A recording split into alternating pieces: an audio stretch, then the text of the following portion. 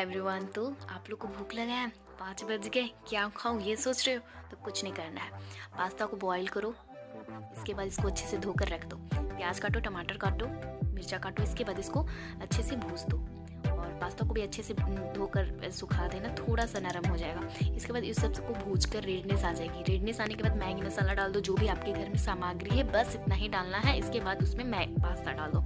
इसके बाद आपका नाश्ता शाम का रेडी हो गया। इसमें कुछ नहीं करना है, सिर्फ 5 मिनट का टाइम लगेगा और जो कि आपको शाम और भी स्वादिष्ट लगने लगेगा। क्यों आप इधर उधर सोच रहे किधर जाऊँ किधर नहीं जाऊँ खाने, इसमें नहीं सोचना है, डायरेक्ट शाम को पास्ता खाओ। नमस्ते।